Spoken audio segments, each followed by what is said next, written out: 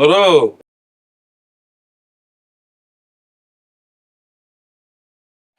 Sir আপনি আমাকে বলাইছেন sir? ডাকছি বয়ে বয়ে চা খাইতেছস, চাকরি তো গেল কি করবা? স্যার ওই কথা মনে হইলে স্যার কলজাটার মধ্যে স্যার স্যাত করি ওঠে স্যার, তাল্লুটা আসুককে গরম হইয়া যায় স্যার। মোর এই যে আহার স্যার, মোর যে বাসস্থান স্যার, এখন মুই কি করবো স্যার? আরে কি করবি হে বুদ্ধি দেওয়ানোর লেগে তাইছি। আমার কথা মনোযোগ দিয়ে শোন, তোর লগে অন্যায় করা হয়েছে, অন্যায় ভাবে তোর চাকরি খাওয়া হয়েছে, আন্দোলন শুরু করে দে। মুই আন্দোলন করবো কেমন ডুলে স্যার? মোর এই ঢাকা শহরে কেউ আছে তো আমার পিঠেই হমন করি হালাইবে। তোর বেটা কে পিটাইবে তোরে? আর তুই একলা আন্দোলন করবি কে? তোর লগে অনেক লোক যোগ দিব। ওই যে যে মেয়েটা প্রেগনেন্ট হওয়ার পরে চাকরিটা গেল গা, তুই যে প্রতিবাদ করলি না, ওই মেয়েটা আছে। তারপর তোর লগে তো অনেক লোকের চাকরি গেছে, ওরা সব তোর লগে যোগ দিব। আর একটা ব্যাপার হইলো, আমার এলাকার কিছু পোলা পাইনো তো ওর লগে মিটিং মিছিলে ঢুকাই দিব না, ওরা তো পোস্টার ব্যানার যা আছে করবো। কোনো চিন্তা করিস না, আন্দোলনটা শুরু করে দে, তোর লেগে আমি 5 লাখ টাকার ব্যবস্থা করতেছি। স্যার আপনি মোর লগে আউস্তামশা করেন, হেই নিয়ে 5 লাখ টাকা আমি এক লগে দেখছি কোন দিন, কেটা দেবে? 5 লাখ টাকার কথা শুনে বেউস হয়ে গেল, এটা তো শুরু মাত্র, তারপর তো আস্তে আস্তে বাড়বো। স্যার ওই মোরে লালচ দেখাইয়া লাভ নাই স্যার, ওই টাহা মোর লাগবে না, অবৈধ টাহা। ওই মগজে চাকরি যে কজনের গেছে ও যদি স্যার আপনি একটু ব্যবস্থা করিয়া দিতে পারেন স্যার, আজীবন কৃতজ্ঞ থাকবো, আমরা একটা যৌথ কৃতজ্ঞ স্যার। আর সবই ঠিক আছে, সব ব্যবস্থা আমি করে দিবনি, চাকরি ব্যবস্থা করবো, টাকার ব্যবস্থা করবো। আর ইউনিয়নের খবর পেলে তোর লগে যোগ দিব, যোগ দিলে তো আন্দোলনে আরো খেলা জমে যাবো, বুঝছ নাই? কিন্তু স্যার ওই এমডি স্যারে যে আমার লগে ঝুলাইয়া ওসাইবে স্যার, এইটা ঠেয়াইবে কেডা? দেড় বোকা, মাথায় কিছুই নাই, আমার উপর তোর কোনো ভরসা নাই না? আর আমার উপর ভরসা রাখ, যখন তুই আন্দোলন শুরু করবি তখন এমডি ছাড়া তো কোনো উপায় থাকবো না, কারণ শ্রমিক ছাড়া তো মালিকের গার্মেন্টস চলবে না। আর যদি বেশি বাড়াবাড়ি করে তাহলে মিডিয়া আছে না, মিডিয়া তো সব তুলে ধরবো, তখন কি করবো? স্যার স্যার আপনারে দেখলে কিন্তু কোনো কেরমেই বোঝা যায় না যে আপনি এত মহৎ হৃদয়ের মানুষ, মনে হয় কি আপনি শয়তানের আপন সন্তান। হ্যাঁ কিন্তু স্যার স্যার আমি আমি আমার শ্রদ্ধায় নতই আইতেছে স্যার মাথাটা, স্যার আমি কি একটু সালাম করতে পারবো স্যার? আচ্ছা হচ্ছে, সালাম লাগবো না, যেমনে যেমনে কইলাম সেভাবে সেভাবে কাজ কর। আর একটা কথা মাথায় রাখি, যে সবকিছু বুদ্ধি যে আমি দেই এটা কিন্তু কারো কষ্টিস না। আবার না স্যার কোনো কেরমেই স্যার কেউ জানবে না, কালকে বেন্যা করে দেখবেন যে খুরদার আন্দোলন শুরু করিয়ে দিব আমি। ঠিক আছে, যা চা খা গিয়ে।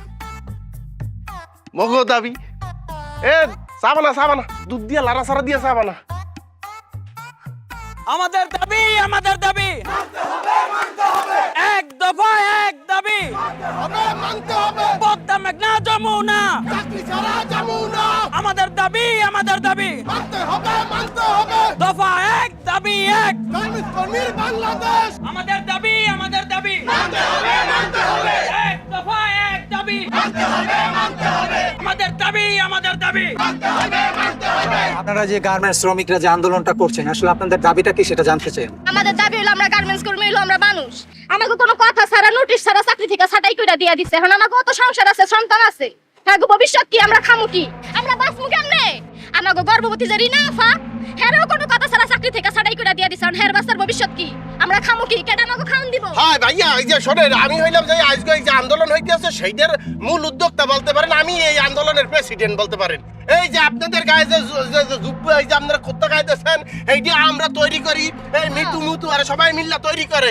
কিন্তু দেখেন যে পরিস্থিতি তৈরি হয়েছে, আমাদের আসুককে কোনো কথা বাদ দিয়ে আমাকে গেটি ধরিয়ে বাইর করিয়ে দিতেছে। এখন মাথায় তো কোনো কিছু মুখে কাম করতে আসে না। পূর্ণিমার মধ্যে মোর আমাবস্য দেখতেছি কে কি, এই যে কয়দিন পর আমাকে ঘুরে কার আছে, এত না খাইয়া রাস্তাঘাটে শীত হইয়া পড়িয়ে খাইতে হইয়া মরিয়ে থাকবে। আমগো টাহা নাই, চাকরি নাই, আমরা খাওন কিনবো কমে দিয়া কি? হ্যাঁ আপনাকে শরীরে কুত্তা আছে, মগো শরীরে কুত্তা দেখবে না, মানা যায়? যুদ্ধ করে খারাই রয়েছে কা। আমাদের দাবি মনির, আপনি আসলে দেখতেই পাচ্ছেন যে এখানে গার্মেন্টস শ্রমিকরা যে আন্দোলনটা নিয়ে কথা বলতেছে, তারা হচ্ছে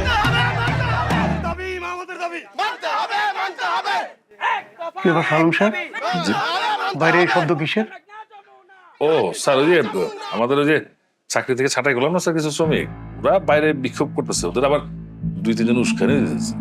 পরিস্থিতি খুব একটা ভালো না স্যার, সামনে এত একটা শিপমেন্ট স্যার, আমার তো মাথায় কিছু ধরতেছে না। আশ্চর্য ব্যাপার, এইসব তুমি আমাকে বলছো কেন? তোমরা সামাল দিতে পারছো না? স্যার চেষ্টা কিন্তু করছি স্যার, কিন্তু ওই যে ইউনিয়নের লোকেরা ঝামেলাটা ওদের লাগিয়েছে, ওরা এসে যোগ দিচ্ছে, সাথে আবার এলাকার মাস্তান সবাই মিলে একটা মানে জগা খিচুড়ির মতো অবস্থা হয়েছে। তাহলে এখনো বসে আছো কেন? পুলিশে খবর দাও, তারা হ্যান্ডেল করুক।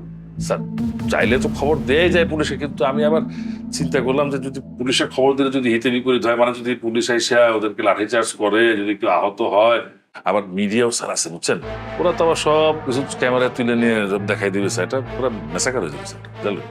তাহলে কি আমরা এখন চুপচাপ বসে থাকবো হাত পা গুটিয়ে? হ্যাঁ, আমাদের এখন করণীয়টা কি? করণীয় স্যার একটা আছে স্যার, সেটা হলো যে আমি একটু ভাইবে দেখলাম যে একটু অন্যভাবে যেতে হবে, মানে কিছু মানে টাকা পয়সার বিনিময়ে ওদের ঠান্ডা করা যায় স্যার। দেখো শাহ আলম, আমি এখানে ব্যবসা করতে আসছি। ব্যবসা যদি না করতে পারি তাহলে তো কিছুই হবে না।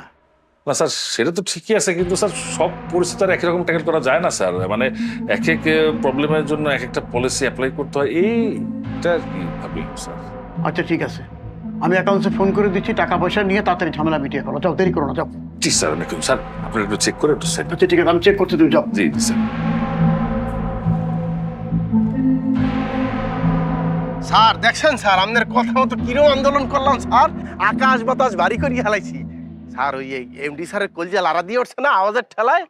তো স্যার ওই কি তাহা কি স্যার হস্তগত হয়েছে স্যার? আরে বেড়া, এই যে খোলা আকাশে ঘুরতেছো, শুক্র আলহামদুলিল্লাহ করো। হ্যাঁ কা তাহলে তো পুলিশ ধরে নিতে পেরে দিত। এমডি সাহেব যে ছিল রে বাবা রে বাবা, আমার চাকরিটি তো গেছিল গা। ও কি কন স্যার? আরে এই গন্ডগোলের পরে চাকরি রাখা কি এত সহজ? হ্যাঁ, আর এলাকার পোলা পাইন, এটা তো টাকা পয়সা লেগে মাথাটা খারাপ করে ফেলাইলো। কালকে রাত্রে আমার বাসায় আসছিল, চিলাচিলি করে গেছে। ভাবতাছি এই মাসে টাকাটা পাইয়া ওকে টাকা দিয়ে দিবি। স্যার ওই টাহা মগো লাগবে না স্যার, মোরা হারাম খাইতেও চাই না স্যার, মগো চাকরিটা ওই লইব, ওই টাহা আপনি লইয়ে যান। কিন্তু স্যার ওই যেটার জন্য স্যার মূলত মোরা আন্দোলন করছিলাম স্যার, ওই ন্যায্য দাবি দিয়ে স্যার, ওই যে দেখছেন না রিনিয়া পাই তো অসুস্থ, ওনার তো বাচ্চা হইবে, এরপরে ওই সালামে, এরপরে মোর্শেদে, এরপর খালেকে, সবাই স্যার মোরা কষ্টে আছি স্যার। আমি চাকরি দিয়ে স্যার কবে নাগাদ আমরা স্যার জয়েন দিতে পারবো স্যার? চাকরিতে কবে জয়েন দিতে পারবো স্যার? আরে বেটা, চাকরি যাওয়া সহজ, পাওয়া এত সহজ না। একবার যখন গেছে একটু সহ্য করতে হইব। এমনি সাহেবের তদবির করছি আমি, কিছু লাইনে এসে পড়ছে, দেখি কিছুদিনের মধ্যে একটা ব্যবস্থা করে ফেলাম। আর শোন, এই ঘন ঘন আমার লগে দেখা করার দরকার নাই, দূরে দূরে থাকিস, ঠিক আছে? যা।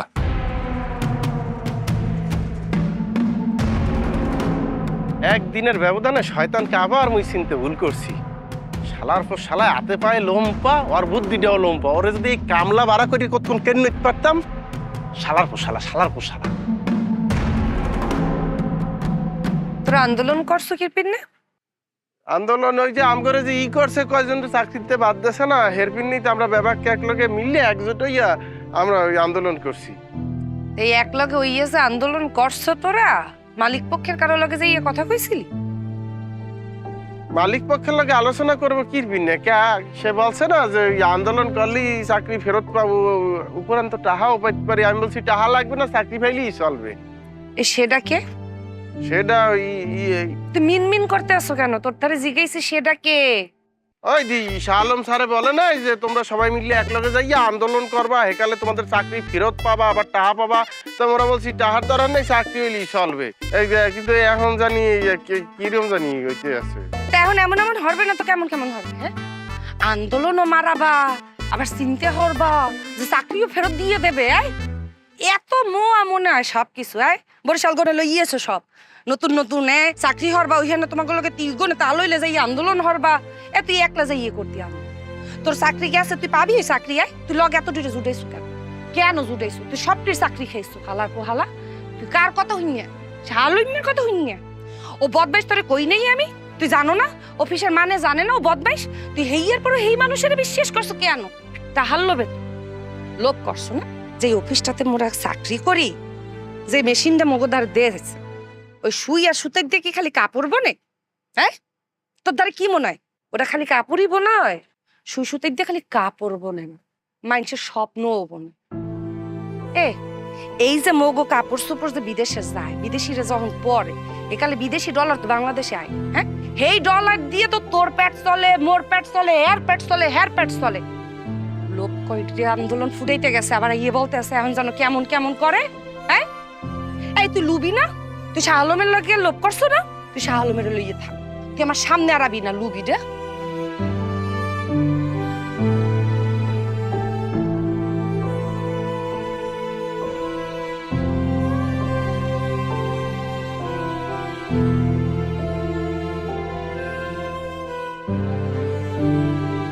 প্রিয় সহকর্মীবৃন্দ, আমি আপনাদেরকে এখানে আমন্ত্রণ জানিয়েছি কিছু কথা বলার জন্য। আমার এই প্রতিষ্ঠানে আপনারা দীর্ঘদিন কাজ করেছেন, আমি আপনাদের সঙ্গী হয়েছি, আপনারাও আমাদের সঙ্গী হয়েছেন। তবে এবার আমার অবসরের পালা।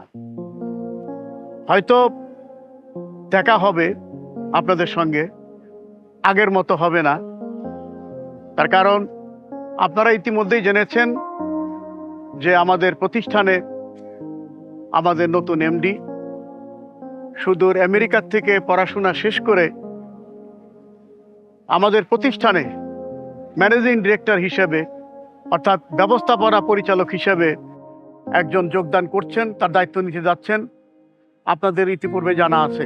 আমি আশা করব আপনারা আপনাদের শ্রম দিয়ে, আপনাদের মেধা দিয়ে তাকে সর্বাত্মকভাবে সহযোগিতা করবেন এবং বিশ্বের দরবারে আমাদের এই প্রতিষ্ঠানকে মানে একটা আস্থার প্রতীক হিসেবে চিহ্নিত করবেন বলে আমি আশা রাখি। প্রিয় সহকর্মীবৃন্দ, আমাদের মাঝে এগিয়ে আসছেন আমাদের নতুন ব্যবস্থাপনা পরিচালক আদিব হাসান চৌধুরী। আসছেন।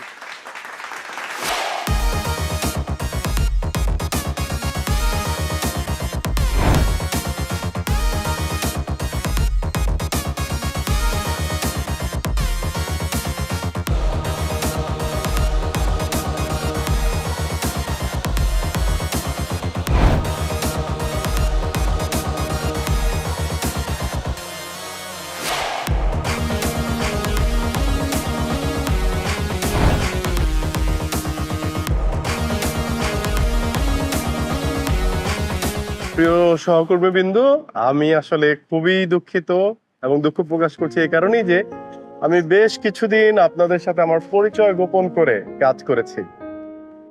বাবা যখন আমাকে বলেছিল যে এই গার্মেন্টসের দায়িত্ব নেওয়ার জন্য, আমি বাবাকে রিকোয়েস্ট করেছিলাম যে বাবা, আমি যাদের সাথে কাজ করবো এবং যারা আমার সাথে কাজ করবে তাদের সাথে আমি খুব কাছ থেকে কিছুদিন মিশতে চাই। এরপরে কি হয়েছে তা তো আপনারা জানেনই। এর কারণ ছিল মূলত দুইটি। এক, আমরা যে এত টাকা খরচ করে প্রতিষ্ঠান করেছি, এত ধার ধারা করেছি, আমরা কি আপনাদের কাছ থেকে আমাদের সঠিক প্রাপ্যটা পাচ্ছি কি? আর দুই,